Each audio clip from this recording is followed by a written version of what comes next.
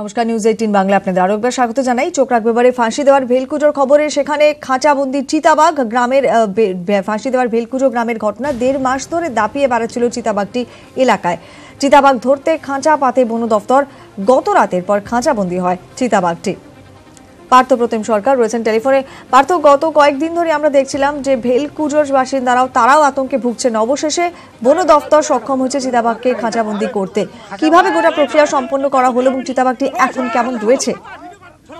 তোমাকে জানিয়ে রাখি কোয়েল যে এই গত 1.5 মাস ধরেই কিন্তু ফাঁসি দেওয়ার ভেলকুজো, পুলিশ 3টি গ্রাম কিন্তু এই লেপার্ডটি ত্রাস সৃষ্টি করে এসেছিল। বেশ কয়েকটি গবাদি পশু শিকার করে সে এবং গোটা গ্রাম কিন্তু আতঙ্কগ্রস্ত হয়ে পড়ে। মাঝখানে থাকে খাঁচা পাতা হলো, তাতেও কিন্তু ধরা পড়েনি এই লেপার্ডটি। অত পরশু রাতে শেষবার তাকে দেখা দিয়েছিল। তারপরে কিন্তু আবার গতকাল সকালে বন দপ্তরের কর্মীরা সেখানে গিয়ে খাঁচাটিকে স্থান পরিবর্তন করে এবং লাগোয়া এলাকায় নেটও পাতে, এবং তারপরেই কিন্তু রাতে সাফল্য আসে বন দপ্তরের, এবং সেই চিতাটি খাবারের সন্ধানে যখন চলে আসে তখন কিন্তু সে খাঁচাবন্দি হয়। তবে তারপরেই তাকে উদ্ধার করে নিয়ে আসা হয়েছে সুকনা রেঞ্জে, এবং তার চিকিৎসা আজ চলবে, এবং চিকিৎসার পর সে যদি স্বাভাবিক থাকে তারপরে কিন্তু তাকে মহানন্দা অভয়ারণ্যে ছেড়ে দেওয়া হবে, এমনটা আমরা জানতে পারছি। ধন্যবাদ পার্থ।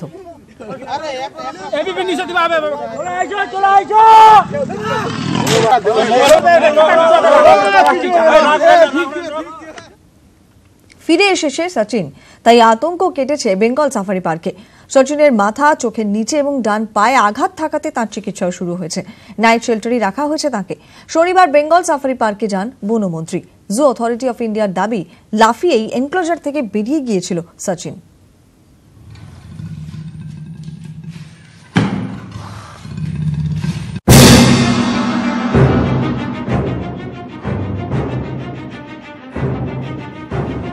শুক্রবার 3 দিনের লুকোচুরি শেষে নিজেই ফিরে আসে সচিন।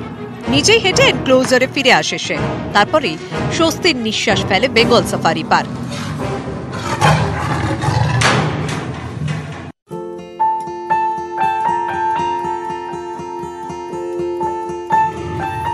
সচিনকে নাইট শেল্টারে রাখার সিদ্ধান্ত নিয়েছে বন দপ্তর। শনিবার থেকে বেঙ্গল সাফারি পার্কের পরিবেশ ছিল স্বাভাবিক।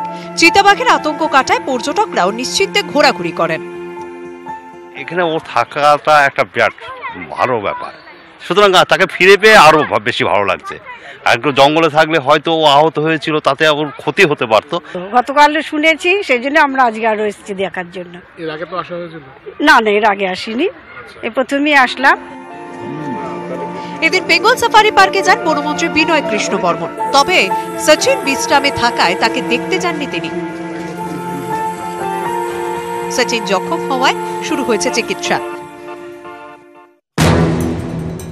সচিনের মাথার পিছনে, চোখের নিচে ও ডান পায়ে চোট মিলেছে, তবে কোনো চোটই গুরুতর নয়। সাফারি পার্কে নিরাপত্তা আরো জোরদার করা হচ্ছে। 10 জন ফরেস্ট গার্ড নিয়োগ করা হবে। এছাড়াও নতুন করে রেঞ্জার নিয়োগ করবে বন দপ্তর। আমাদের একজন রেঞ্জার, 2 জন আপনার ফরেস্টার এবং 10টা ফরেস্ট গার্ড আমাদের স্যাংশন হয়ে গিয়েছে পার্মানেন্টলি। 20 হেক্টর এলাকা জুড়ে থাকা চিতাবাঘের এনক্লোজার। শনিবার সচিন নিজেই এনক্লোজারে হেঁটে ফিরে আসে। তবে এনক্লোজার থেকে সচিন কিভাবে উধাও হয়ে গেল তা এখনো স্পষ্ট নয়। জু অথরিটি অফ ইন্ডিয়ার সদস্য বলছেন, 20 হেক্টর এলাকা জুড়ে চিতাবাঘের এনক্লোজার। সেই এনক্লোজারের 18 ফুট উঁচু পাঁচিল। সচিন সেই পাঁচিল টপকে লাফ দিয়ে বেরিয়ে গিয়েছিল। তবে পাঁচিলের এই উচ্চতা কম নয়। সচিনের বেরিয়ে যাওয়া একটি ঘটনা মাত্র। জাম্প করেছে, টিনের উপরে এসছে, নিচে এসছে, তার ইম্প্যাক্ট আছে, ঠিক আছে, সব সেটা আমরা দেখেছি। ইম্প্যাক্ট আছে, ওর লোমগুলো আছে, যেখানে আবার ও হার্বি মরে গেছে ওখানে আছে লোমগুলো। তো ইট ইজ এ ফ্যাক্ট কি ও জাম্প করেছে, তো ইট ইজ অ্যান ইনসিডেন্ট। সচিনকে নিয়ে আপাতত চিন্তা কেটেছে। বেঙ্গল সাফারি পার্কের পরিস্থিতি স্বাভাবিক হওয়ায় খুশি পর্যটকরাও। শিলিগুড়ি থেকে ক্যামেরা অলোক কুমার দের সঙ্গে পার্থ প্রতিম সরকার, নিউজ 18 বাংলা। আসি এবারে সোনারপুরের খবরে। সেখানে গুলিবিদ্ধ প্রমোটার। রায়পুরে গুলিবিদ্ধ হয়েছেন নারায়ণ বিশ্বাস। রাতে যখন বাড়ি ফিরছিলেন সে সময় হামলা হয়। বাইকে বাড়ি ফিরছিলেন নারায়ণ বিশ্বাস, সামনে থেকে গুলি করে দুষ্কৃতীরা, হাতে গুলি লাগবে ব্যক্তির। এই মুহূর্তে এনআরএস হাসপাতালে তিনি চিকিৎসাধীন রয়েছেন। অর্পণ মণ্ডল রয়েছেন টেলিফোনে, কথা বলবো তার সঙ্গে। অর্পণ, পুলিশের প্রাথমিক অনুমান কি? তদন্তে তারা কি মনে করছে, কি থাকতে পারে ঘটনার পেছনে?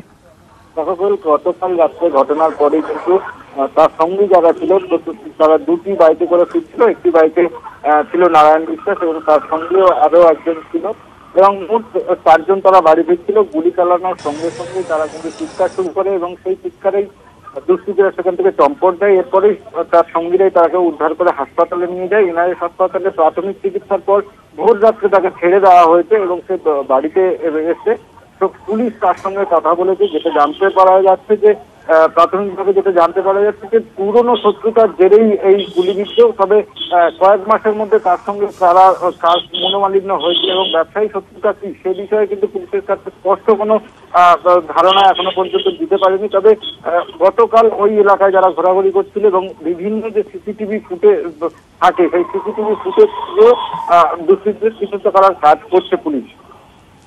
ধন্যবাদ অর্পণ। ছিনতাইয়ে বাধা দেওয়ায় গুলিবিদ্ধ যুবক, আহত 23 বছরের পুলকেশ মণ্ডল। ঢোলা থানাতে বালিপুরের 3 নম্বর ভেড়ির কাছের ঘটনা। শনিবার অফিস থেকে বাড়ি ফেরার পথে হামলা হয়। পুলকেশের মোবাইল এবং মানি ব্যাগ কেড়ে নেওয়ার চেষ্টা করে দুষ্কৃতীরা। পুলকেশের বুকের ডান দিকে গুলি লেগেছে।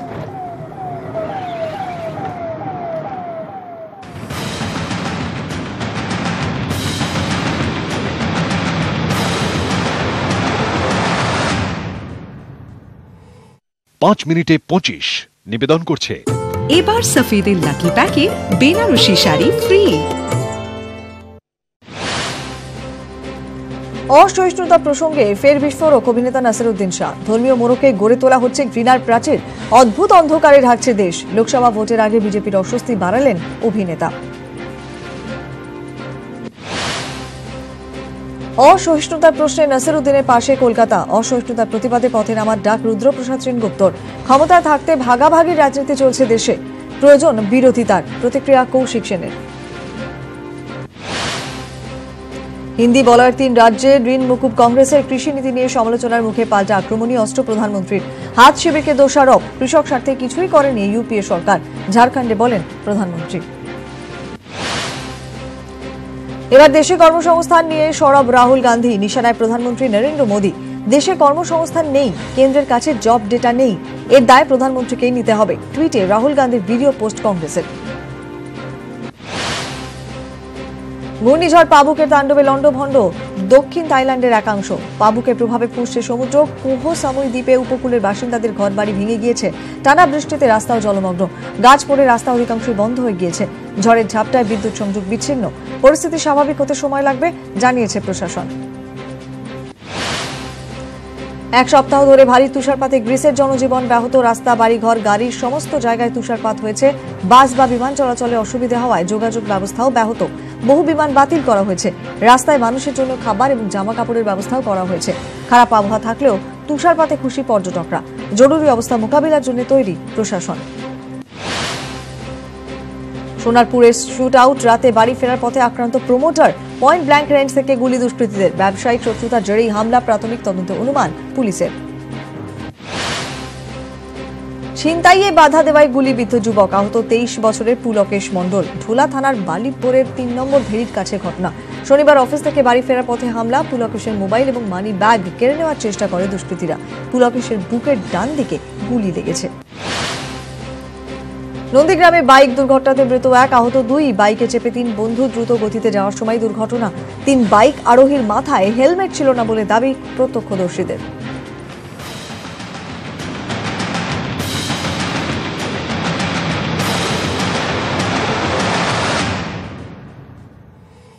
পাঁচ মিনিটে 25 নিবেদন করলো এবার সফেদের লাকি প্যাকে বেনারসি শাড়ি ফ্রি।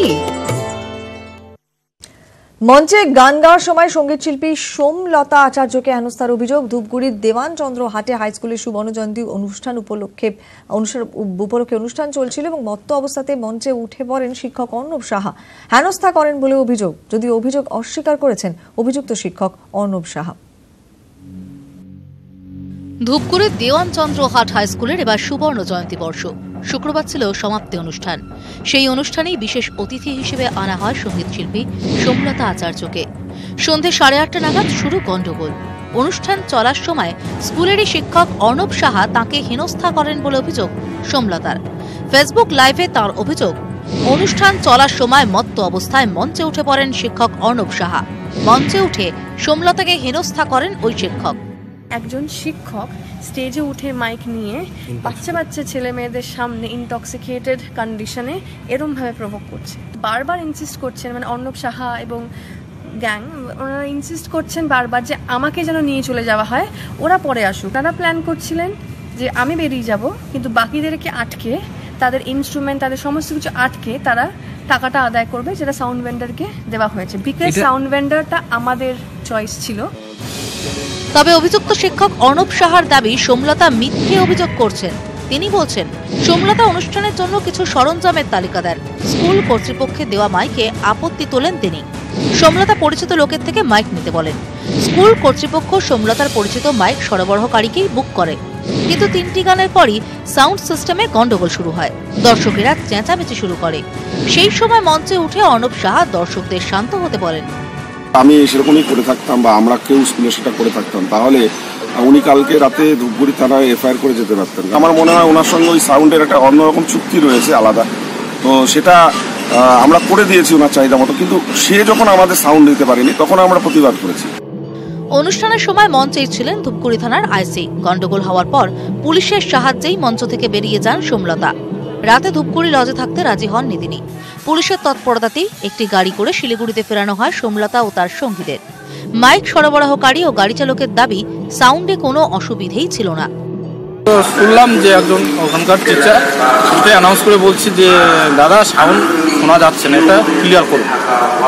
শুনলাম। তাছাড়া কি কোনো গন্ডগোল হয়েছিল ওখানে? সোমলতা আচার্যের সঙ্গে কোনো দুর্ব্যবহার? না, উনি তো ভালোভাবে আমার গাড়িতে উঠলেন, আমি নিয়ে আসলাম।